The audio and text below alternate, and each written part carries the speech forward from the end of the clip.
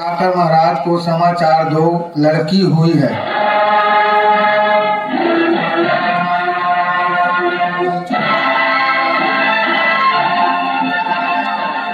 महाराज की जय हो। कहो क्या समाचार है? हाँ महाराज, देवकी को लड़की हुई है। क्या लड़की? झूठ झूठ! आज किसी ने हमारे साथ धोखा किया है। आज मैं किसी को जीवित नहीं छोड़ूंगा।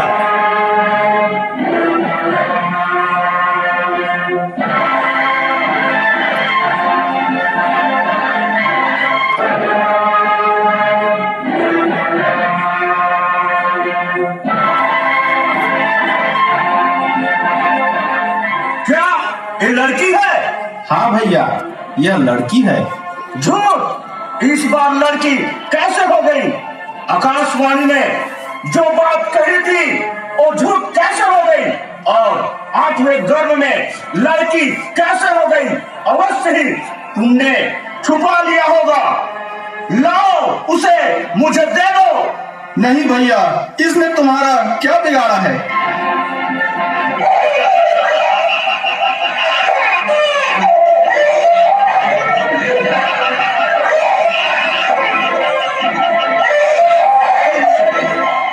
हे मूर्ख, मुझे मारने से तुझे कुछ नहीं होने वाला। तुम्हें मारने वाला कोई और है जो अभी जन्म ले चुका है, वही तेरा संहार करेगा। हे मंद बुद्धि दुष्ट, तू व्यर्थ ही बिचारी देवकी को कष्ट दे रहा है।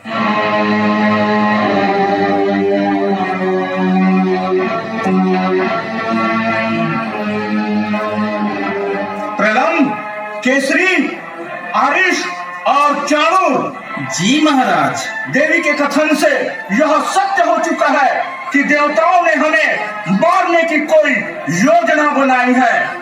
हमारे गुप्तचरों का कहना है कि सारे नगर में इसी बात की चर्चा है कि हमें मारने वाला जन्म ले चुका है। हमारे शत्रु ने ये बात को फैलाया होगा। वो समझते हैं कि मैं इस बात से भयभीत हो जाऊंगा, परंतु वो ये नहीं जानते हैं कि संकट आने पर कंस की शक्ति दुगुनी हो जाती है। सब देवता हमारी वीरता से स्तब्ध है। देवताओं का राजा इंद्र अल्पवीर है, बाकी रहे 3। एक तपस्वी ब्रह्मा, दूसरा बनवासी शिव और तीसरा मायावी विष्णु। इसमें से कोई भी समस्त भूमि में आकर मेरे साथ युद्ध करने की क्षमता रखता है। इससे डरने की हमें कोई आवश्यकता नहीं है।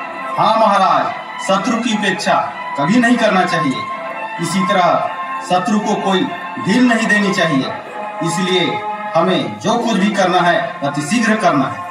हाँ, शीघ्र करना चाहिए, किंतु क्या करना चाहिए? मेरे विचार में सबसे पहले यह कार्य करना चाहिए कि बड़े बड़े नगरों में, छोटे छोटे गांवों में, जहाँ जहाँ भी पिछले 10 दिनों में जो जो बालक ने जन्म लिया है, उन सबको मार डालना चाहिए। हाँ, सबको मार डालना चाहिए। 10 दिनों के चक्कर में मत रहिए चाणूर जी।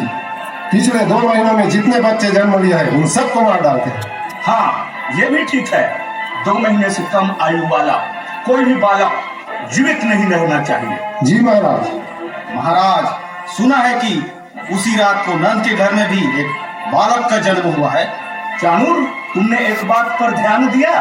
किस बात पर महाराज? नंद के घर में ये पुत्र उसी रात को हुआ जिस रात कारागार में देवकी की गर्भ से एक कन्या ने जन्म लिया था।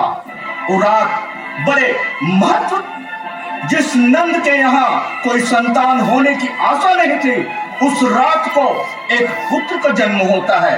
और उसी रात को देवकी के गोद में जो कन्या थी वो मानवी नहीं थी। हाथ से छूटते ही उसने अपना असली रूप धारण किया और उसने यही कहा कि तुम्हें मारने वाला जन्म ले चुका है। चाणूर, ये वही बालक है जिसकी हमें प्रतीक्षा थी और इस बात का मुझे पूरा विश्वास है। महाराज, यदि यह सत्य है कि यह देवकी की 8वीं संतान है, तो उस अकेले बालक से निपटने कोई बड़ी बात नहीं है। आप हम में से जिसे भी आज्ञा दे वह निपटने के लिए तैयार है। नहीं चाणूर, नहीं। तुम में से कोई भी वहां गया तो गोकुल वालों को शक हो सकता है।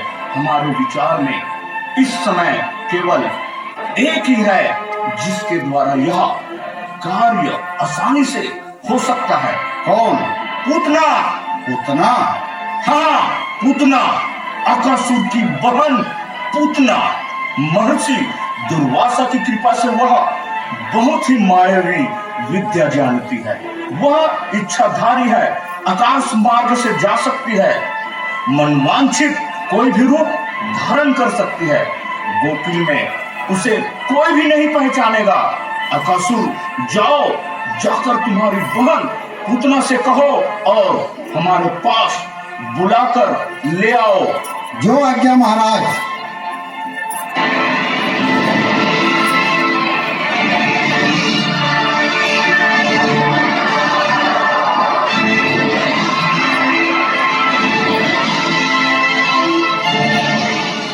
पूतना प्रकट हो।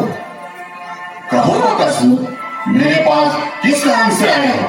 महाराज कंस ने तुम्हें अपने पास बुलाया है, जिसका विवरण वही बताएंगे।